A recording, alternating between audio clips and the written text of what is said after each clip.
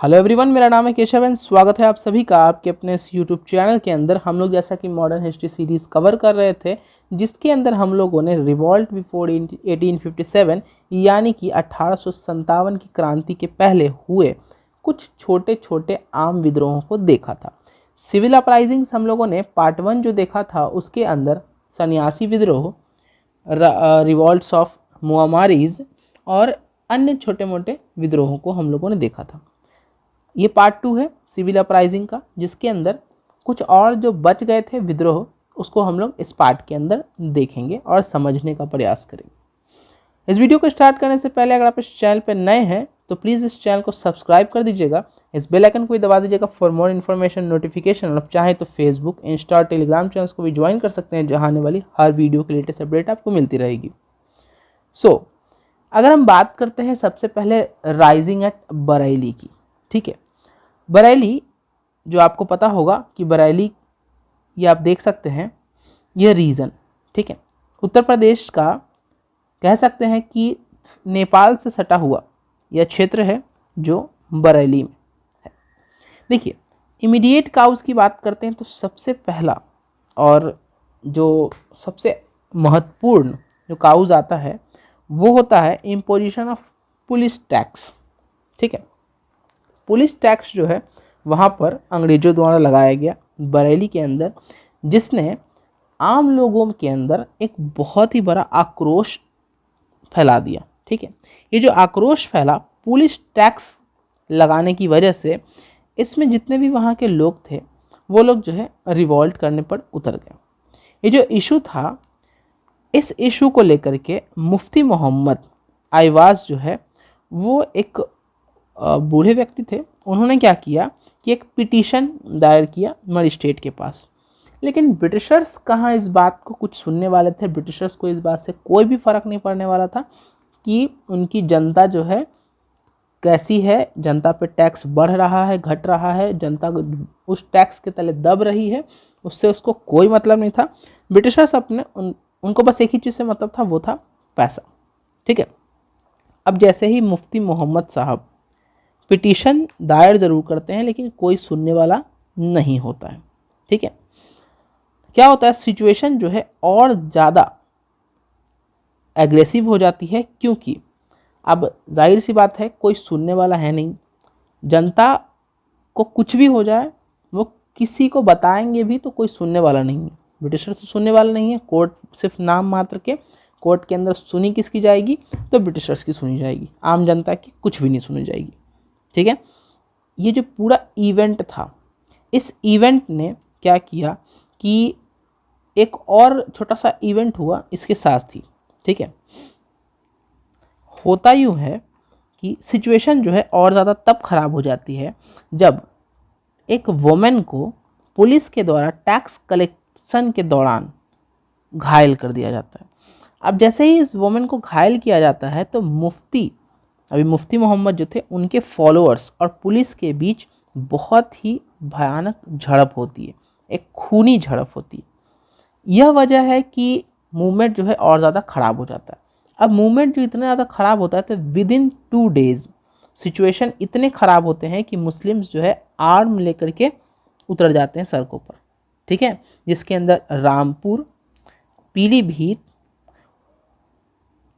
शाहजहांपुर, ये सारे जगहों पे रिबिलियंस जो है बहुत बड़ी मात्रा में फैल जाते हैं, ठीक है। इतना ज़्यादा डिस्कंटेंट लोगों में भर जाता है कि ब्रिटिशर्स को बहुत बड़ी मात्रा में इसको दबाने के लिए कहा जाता है कि बहुत बड़ी मात्रा में मिलिट्रीज को डिप्लॉय करना पड़ा था, ठीक है। अराउंड 300 रिबल्स को मार दिया गया था और इनको सिर्फ और सिर्फ मिलिट्री के दम पे दबाया गया। ये इतना ज़्यादा डिस्कंटेंट था लोगों में और इतना ज़्यादा रिबल बहुत ज़्यादा फैल चुका था, ठीक है। तो ये था राइजिंग एट बरेली, ठीक है। अब आगे बढ़ते हैं हम लोग। देखिए, अब अगर हम बात करें पाइकास की, ठीक है, पाइका रिविलियन, तो पाइकास के बारे में थोड़ा समझते हैं, ठीक है। पाइकास बेसिकली क्या थे कि पैक्स कह सकते हैं। तो ये जो थे उड़ीसा के ट्रेडिशनल लैंडेड मिलिशिया थे, ठीक है। इसका मतलब होता है कि पैदल सिपाही। राजा जो थे उड़ीसा के अंदर, जो राजा थे, ठीक है, खुर्दा जगह में जो भी राजा हुआ करते थे वो पैदल सिपाही रखते थे, जिसको ट्रेडिशनल लैंडेड सिपाही जो कह सकते हैं, उनको पैकास कहा जाता है, उनके पैक्स कह सकते हैं, पैका कहा जाता था। ठीक है, ये जो पैदल सिपाही होते थे ये तब तक एम्प्लॉयड होते थे जब तक वहाँ राजा का राज होता था। जैसे ही ब्रिटिशर्स 1803 के अंदर ब्रिटिशर्स का राज शुरू होता है तो इन्होंने क्या किया कि वहाँ के राजा को ही हटा दिया। अब राजा जैसे ही राजा की छुट्टी कर दी तो अब ब्रिटिशर्स आएंगे। ब्रिटिशर्स के पास खुद के ट्रेंड सोल्जर्स होते थे, वो किसी और इंडियन सोल्जर्स को अपने आर्मी में तब तक नहीं रखते थे जब तक वो ब्रिटिशर्स की पूरी ड्रेस और पूरा उनका जो ट्रेनिंग होता है उसको अच्छे तरीके से फॉलो नहीं करते। ठीक है, ये पैकास तो बेसिकली जो राजा के अपने सिपाही होते थे, पैदल सिपाही, ये हो गए अनएम्प्लॉयड। अब जैसे ही ये पैकास अनएम्प्लॉयड होंगे इनमें डिसकंटेंट शुरू होगा। ठीक है, क्योंकि अनएम्प्लॉयड हो गए, इनको तो जो काम है, अब जो मिलिट्री वाले लोग हैं उनको तो काम होता है मिलिट्री वाला, अब उनको दिया जाए खेती करने के लिए तो उनमें और जो खेत जोतने वाले जो ओरिजिनल फार्मर्स होंगे उनमें पीसेंट्स होंगे, उनमें बहुत डिफरेंस होगा। तो उसमें तो डिसकंटेंट आएगा, उनकी तो काम है कि हम मिलिट्री में सर्व करें, लेकिन उनको तो मिल नहीं रहा था सर्व करने के लिए। तो जो अनएम्प्लॉयमेंट जनरेट हुआ इसके लिए उनके में डिसकंटेंट स्टार्ट होगा। ठीक है, अब क्या होना शुरू होगा कि जैसे ही राजा ऑफ खुर्दा जो है उनको हटाया जाएगा, ये पैकास जो है इनका जो है प्रॉब्लम स्टार्ट होगा। ठीक है, और प्रॉब्लम तब शुरू होगा जब कंपनी का रेवेन्यू पॉलिसी जो है वो चेंज होता है और इसकी वजह से ज़मींदार और पीसेंट्स इन सबको बहुत बड़ी मात्रा में उड़ीसा के अंदर इफ़ेक्ट होना स्टार्ट होता है। ठीक है, अब जो टैक्स जो है जैसे ही बढ़ाया जाता है और सॉल्ट टैक्स भी इम्पोज कर दिया जाता है, जैसे ही सॉल्ट टैक्स इम्पोज होता है बहुत बड़ी मात्रा में ज़मींदार और पीसेंट जो है वो विद्रोह करना शुरू कर देते हैं।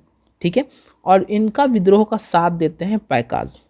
ठीक है, और एक और बहुत बड़ी प्रॉब्लम ये थी कि जो ब्रिटिशर्स थे उन्होंने टैक्स तो बढ़ाया था, लेकिन टैक्स बढ़ाने के साथ उनका कहनाम ये होता था कि आपको पेमेंट करना है टैक्स जो है वो उनके खुद के करेंसी में करना है। ठीक है, आप जो है इंडियन करेंसी में नहीं कर सकते, जो राजा के द्वारा चलाया जाता था करेंसी उसमें नहीं, ब्रिटिशर्स के द्वारा चलाए गए करेंसी के अंदर करना है। उनकी करेंसी बहुत महंगी होती थी, उसको खरीदना ही इनके लिए बहुत मुश्किल होता था, तो फिर उसमें पेमेंट करना तो और मुश्किल। ठीक है, तो ये और प्रॉब्लम थी। फिर देखिए बख्शी जगबंधु विद्याधर। ठीक है, अब इनका भी एक बहुत बड़ा रोल होता है। अब जो बख्शी जगबंधु विद्याधर हैं ये साथ में मुकुंद देव, अब बख्शी विद्याधर हैं, ठीक है, जगबंधु विद्याधर, ये बेसिकली क्या थे कि मिलिट्री चीफ थे राजा ऑफ कुर्धा के अंदर। ठीक है, 1814 के अंदर कंपनी जो है इनको इनके किला से, रोरांग की किला से इनको जो है निकाल देती है। ठीक है, ये भी ब्रिटिशर्स के अगेंस्ट हो जाते हैं। फिर क्या रहते हैं कि मुकुंद देव, ठीक है, मुकुंद देव जो है वो भी एक्टिव पार्टिसिपेशन करते हैं, जो लास्ट रूलर होते हैं खुर्दा के। ठीक है, अब पैकास जो है, पैकास का साथ दे, देखो रिवेलियन जब रिवॉल्ट स्टार्ट होता है तो उसमें पीसेंट भी थे, ज़मींदार भी थे, पैकास भी बहुत बड़ी मात्रा में थे। इनका साथ देने के लिए बख्शी जगबंधु विद्याधर और साथ में लास्ट रूलर जो खुर्दा के थे उनका नाम था मुकुंद देव, ये सारे लोग पार्टिसिपेट किए थे। ठीक है, हालांकि जो मुकुंद देव थे उनके पास कुछ खास पावर नहीं बची थी, लेकिन फिर भी उन्होंने पैकास के साथ रिवॉल्ट किया था। ठीक, अब बात करते हैं ईस्ट इंडिया कंपनी जो है वो बेसिकली क्या करती है कि ईस्ट इंडिया कंपनी इन सब को सप्रेस करने की बहुत बड़ी कोशिश करती है। ठीक है, लेकिन फिर भी जो है ये बहुत ज़्यादा उन लोगों पे भारी पड़ते हैं, ईस्ट इंडिया कंपनी पे। ये जो पूरी पैकास की टीम थी ये बहुत ज़्यादा भारी पड़ती है। रिबिलियंस जो है, पूरा जो रिवॉल्ट हुआ, इस पूरे रिवॉल्ट को पैका विद्रोह या फिर पैका रिबिलियन का नाम दिया गया। ठीक है, स्टार्टिंग में तो इन लोगों ने बहुत अच्छा विद्रोह किया, पूरा प्रोविंस जो था उड़ीसा का इसके अंदर आर्म्स लेकर के ब्रिटिशर्स के अगेंस्ट में खड़े हुए, लेकिन जो जगबंधु थे वो बहुत बड़ा रोल प्ले कर रहे थे इसके अंदर। ठीक है, उनका बहुत बड़ा रोल था। ब्रिटिशर्स ने देखा कि अब मेन जो आदमी है उनको रास्ते से हटाओ, रिवॉल्ट खत्म हो जाएगा। जगबंधु को हटाने के लिए उन पे क्या किया गया कि इनाम रख दिया गया, ठीक है, उन पे रिवॉर्ड रख दिया गया। उस ज़माने में क्या था कि लोग जो है कुछ खास तो अमीर होते नहीं थे, तो ब्रिटिशर्स को लगा कि लोग जो है पैसे के लिए इनका नाम बहुत ईजिली बता देंगे, बट ऐसा नहीं हुआ। बहुत दिन तक ये जो है आराम से लोगों के बीच रहे, लोगों ने इनका नाम नहीं बताया, ठीक है। लेकिन फाइनली 1818 में क्या होता है कि जो रिवॉल्ट है उसको सप्रेस कर दिया जाता है, क्योंकि इन पे अवार्ड रख दिया जाता है। तो फाइनली ये इनको जो है पर्दे के पीछे से फिर काम करना पड़ता है, ठीक है। एक इंसिडेंट होता है, अब ब्रिटिशर्स का इंसिडेंट बहुत ही बेकार था कि क्या होता है कि जो पुरी है, जगन्नाथ पुरी टेम्पल, आपको पता होगा, वहाँ के जो प्रिस्ट होते हैं वो इनको शेल्टर दे देते हैं, ठीक है, उनको शेल्टर देते हैं। ब्रिटिशर्स को ये बात पता चल जाती है। ब्रिटिशर्स क्या करते हैं कि वहाँ के प्रिस्ट को हैंग कर देते हैं, उनको फांसी सजा देते हैं, ठीक है। इससे जो है बेसिकली एक बहुत ज़्यादा लोगों में अब डर का माहौल बनता है कि अगर जगबंधु को हम लोग देते हैं शरण, तो हो सकता है कि हम लोग को ही ब्रिटिशर्स जो है बाद में मार दें। तो लेकिन फाइनली 1825 के अंदर जगबंधु जो है वो सरेंडर कर देते हैं, और निगोशिएशन कुछ टर्म्स के साथ ही वो सरेंडर करते हैं। लेकिन ऐसा माना जाता है कि वो जब उनको कैप्चर किया गया था तो उनको पकड़ के ले जाया गया, तो वहीं उनकी मृत्यु हो गई थी 1829 में, ठीक है। हालांकि ये कंफर्म नहीं कि ब्रिटिशर्स उनको मारा, लेकिन ऐसा है कि उनकी खुद ही मृत्यु हो जाती है। अब ये तो वही जाने, ठीक है। तो इस तरीके से कह सकते हैं कि जो पैका रिविलियन था वो बहुत ही अच्छा था, बहुत ही ज़्यादा कह सकते हैं बड़ा रिवॉल्ट था। लेकिन बाद में क्या होता है कि इसको लार्ज, बहुत इतना बड़ा जो रिवॉल्ट था उसको सप्रेस करने के लिए ब्रिटिशर्स भी थोड़ा झुकती है। वो जितने भी एरियर्स होते हैं उन सब एरियर्स को, जो पुराने जितने भी ड्यूज़ होते हैं टैक्सेस के, उन सबको माफ़ कर देती है, ठीक है। उसके बाद क्या होता है कि जितना भी जो टैक्स होता है, टैक्स कलेक्शन, उसके अंदर भी थोड़ा कुछ फिक्स टेन्योर के लिए कुछ थोड़ा सा टैक्स जो है कम कर देती है।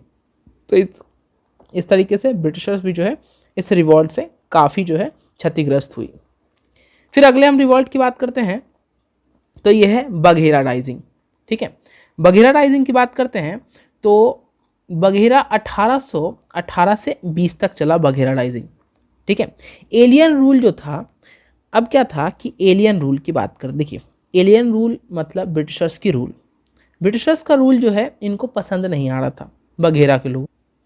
जो जगह है गायकवाड़, बड़ौदा, बड़ौदा के अंदर गायकवाड्स हैं, उस जगह के अंदर जो रिवॉल्ट हुआ उसको बघेरा राइजिंग कहा जाएगा, ठीक है। ये जो बघेरा राइजिंग था इसके अंदर जो चीफ थे उनका नाम था ओखा मंडल। उन्होंने आर्म्स लिया और पूरे जगह के अंदर रिवॉल्ट किया, और बघेराज ने कैरिड आउट किया ब्रिटिशर्स के खिलाफ बहुत बड़ा विद्रोह, जो 1818 से 1820 तक चला। बाद में एक पीस ट्रीटी साइन हो जाती है ब्रिटिशर्स और बघेराज के बीच में, और ये रिवॉल्ट जो है फिर ठंडा पड़ जाता है, ठीक है। अगले रिवॉल्ट की बात करते हैं हम लोग, तो अगले रिवॉल्ट में अगर हम बात करते हैं, देखिए अहोम्स, ठीक है, अहोम रिवॉल्ट 1828। देखिए थोड़ा सा अहोम के बारे में समझेंगे कि ये रिवॉल्ट जो है किस तरीके से ब्रिटिशर्स ने अपने, मतलब कह सकते हैं कि अपनी बात पे नहीं रहने की वजह से ये रिवॉल्ट स्टार्ट हुआ था। 1824 से 1826 के बीच फर्स्ट वर्मा वार होता है। जैसे ही फर्स्ट वर्मा वार होता है, ब्रिटिशर्स और अहोम दोनों मिलकर के वर्मा से लड़ाई करते हैं, ठीक है। अहोम्स लोग जो है साथ देते हैं असम के अंदर वर्मा से लड़ने के लिए ब्रिटिशर्स का। लेकिन वॉर जैसे ही ख़त्म होता है, वॉर ख़त्म होने के बाद अब अहोम लोग कहते हैं कि अहोम के राजा वहाँ से कहते हैं कि ब्रिटिशर्स को कि ठीक है अब तो वॉर ख़त्म हो गया, अब आप यहाँ से अपना चल जाइए। बट ब्रिटिशर्स जो है इस बात को बिल्कुल ही नकार देते हैं कि हम नहीं जाएंगे, हमने पैसा खर्च किया भाई, हमने लड़ाई किया है, वॉर किया है, तो हमें भी कुछ प्रॉफिट चाहिए, हम यहाँ से बिना प्रॉफिट कमाए नहीं जाएंगे, ठीक है। होता यूँ है कि जो पूरा पार्ट है असम का, ठीक है, अब ब्रिटिशर्स तो इस बात को जाने से मना कर देते कि नहीं भाई हमने खर्च किया तो हम तो जाएंगे नहीं। तो वहाँ प्रिंस होते हैं, ठीक है, असामीज किंग के प्रिंस होते हैं जिनका नाम होता है गोमधर कोनवार। अभी जो गोमधर कोनवार होते हैं ये क्या करते हैं, ब्रिटिशर्स के खिलाफ जो है रिबेल करते हैं 1828 में, ठीक है। 1828 में जैसे ही ये रिबेल करेंगे तो ब्रिटिशर्स को जो है ये बहुत ही अच्छी तरीके से सबक सिखाने के लिए रिबेल करेंगे कि ये तो ट्रीटी में था ही नहीं, ये तो बात था सीधा कि आप आइए हेल्प कीजिएगा, बाद में आप फिर यहाँ चले जाइएगा। जो गोमधर जी होते हैं, गोमधर जो है खुद ही अकेले रिवॉल्ट स्टार्ट करते हैं, साथ में धनजॉय, फिर उसके बाद बोंगोहन, जयराम, खरगारिया और फुक्कन। ठीक है, इन सब के साथ क्या करते हैं कि रिवॉल्ट जो है स्टार्ट करते हैं। अब जैसे ही रिवॉल्ट स्टार्ट होता है तो जो वहाँ के जितने भी लोग होते हैं, जो असेंबलीज होती हैं, वो जो है गोमधर को एक फॉर्मल किंग बना देते हैं। ठीक है, अब किंग बना देते हैं। ब्रिटिशर्स के अगेंस्ट जो रिबेल स्टार्ट होता है, ब्रिटिशर्स देखते हैं कि फालतू में अब क्यों असम वाले पार्ट के अंदर इतना करना है, क्योंकि उनको वहाँ से बहुत ज़्यादा ट्रेड होता था। तो ये ट्रेड वाले पार्ट के अंदर इतना ज़्यादा क्यों पैसा खर्च करना, इस जगह को कुछ खास जो है इसके अंदर क्या था कि असम वाला पार्ट जो है वो बेसिकली पूरा माउंटेन वाला क्षेत्र है, तो वहाँ पर एग्रीकल्चर लैंड से उतना कुछ प्रॉफिट उनको नहीं मिलने वाला था, लेकिन ट्रेडिंग रूट था उनका। तो ट्रेडिंग रूट होने की वजह से वो क्या सोच रहे थे कि ट्रेडिंग रूट बस आपका उनका बना रहे, बाकी उनको कुछ ज़्यादा इंटरेस्ट नहीं था। तो कंपनी क्या करती है कि एक जो है पॉलिसी लेके आती है कि पॉलिसी में पीस ट्रीटी साइन कर लेती है वहाँ के असामीज किंग के अंदर, और हैंड ओवर कर देती है जो भी पार्ट था जिस पे ब्रिटिशर्स ने कब्जा किया था, वो सब फिर से रिस्टोर कर देती है। ठीक है, तो ये था अहोम के द्वारा असम के अंदर। फिर अगर हम बात करते हैं सॉल्ट की, देखिए सूरत सॉल्ट एग्रीगेशन। अब क्या हुआ था कि सूरत के अंदर एक स्ट्रॉन्ग एंटी ब्रिटिश सेंटिमेंट जो है वो स्टार्ट होता है लोकल सूरत पॉपुलेशन के द्वारा।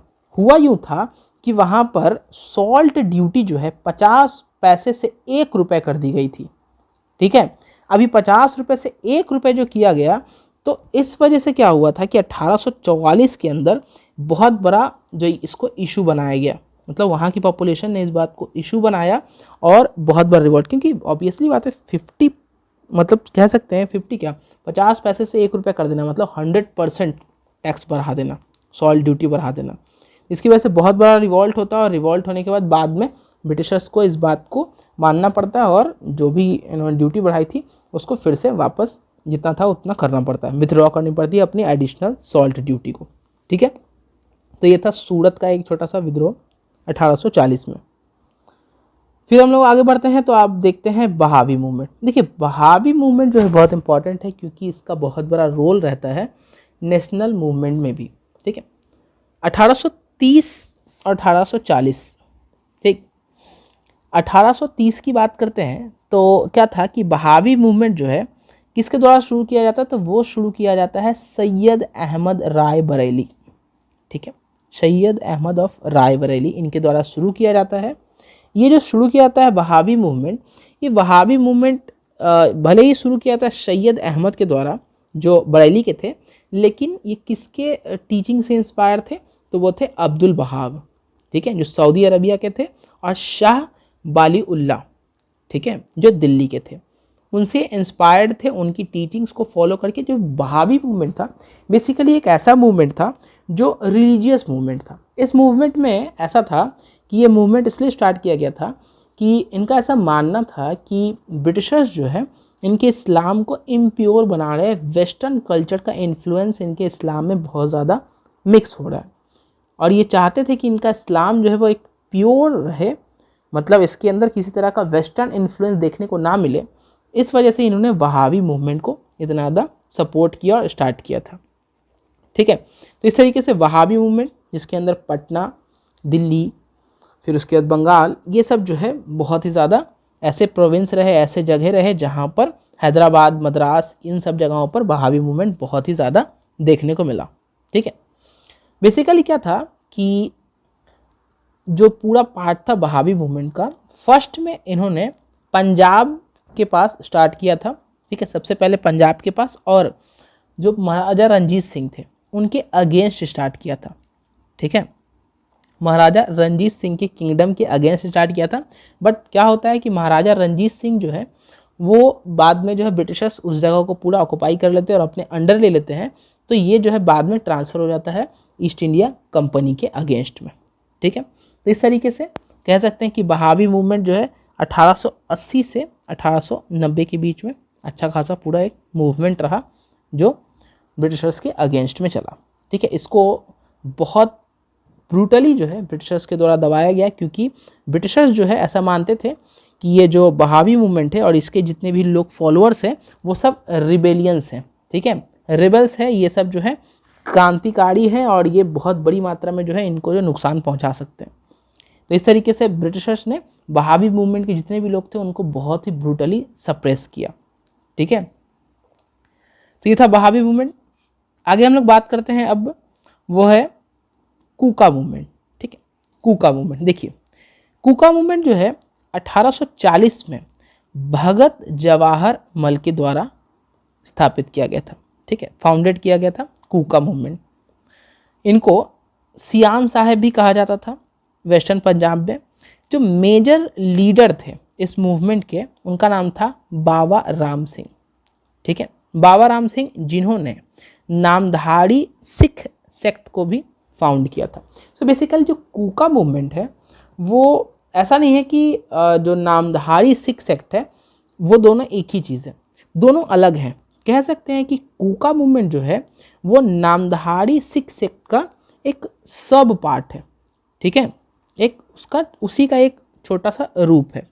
ठीक है, ब्रिटिशर्स ने जैसे ही पंजाब को अपने अंदर में लिया तो मूवमेंट जो है ये बहुत ही ज़्यादा ट्रांसफॉर्म हुआ। ठीक, ब्रिटिशर्स जो पंजाब को अंदर ले लेते हैं तो पंजाब के अंदर ब्रिटिशर्स, पूरा पंजाब जब ब्रिटिशर्स के अधीन हो जाता है तो इस मूवमेंट को बहुत ही ज़्यादा तेज किया गया, क्योंकि वो जो है अपना जितने भी सिख्स थे वो क्या करना चाहते थे कि अपना खुद का पंजाब जो है बनाना चाहते हैं, मतलब सिख जो है अंपायर स्टेट करना चाहते थे। ठीक है, लेकिन पंजाब जब ब्रिटिशर्स के अधीन होता है उससे पहले ये जो कूका मूवमेंट था ये एक रिलीजियस मूवमेंट था। बेसिकली ऐसा था कि सिख जो थे वो अपने धर्म से भी, उसके अंदर भी कुछ ऐसे लोग थे जो पूरे सिख धर्म से जो है खुश नहीं थे, वो पूरे सिख धर्म के अंदर बहुत सारे रिफॉर्म्स लाने चाहते थे। तो कह सकते हैं कि सोशल रिफॉर्म था ये कूका मूवमेंट था। पहले जो है एक सोशल रिफॉर्म के नाम से था, बाद में जो है पॉलिटिकल कैंपेन बन जाता है। जब पंजाब जो ब्रिटिशर्स के अंडर में आ जाते हैं, इस मूवमेंट के अंदर बहुत सारे ऐसी चीज़ें थी जिसके अंदर बहुत सारा कुछ चेंज, सोशल चेंज लाने की बात चलती थी, जिसके अंदर ड्रग्स ना लेना, inter marriage, caste inter marriage शादी, विडोज़ का रीमैरिज, फिर उसके बाद वुमेंस का बाहर जाना, इन सब चीज़ों को प्रमोट करने की बात हो जाती थी। फिर बात होती थी कि ऐसे कपड़े पहनना जो हाथ से बुने हो, इंडियन कपड़े को पहनना, ब्रिटिशर्स के कानून को ना मानना, बाइकआउट करना, उनके एजुकेशंस को बाइकआउट करना, ये सारी चीज़ स्वदेशी, सबसे पहले नॉन कॉपरेशन से पहले जो है कूका मूवमेंट में ही स्वदेशी की बात चली थी। ठीक है, तो ये सारे जो है सोशल रिफॉर्म्स में कूका मूवमेंट के अंदर थे।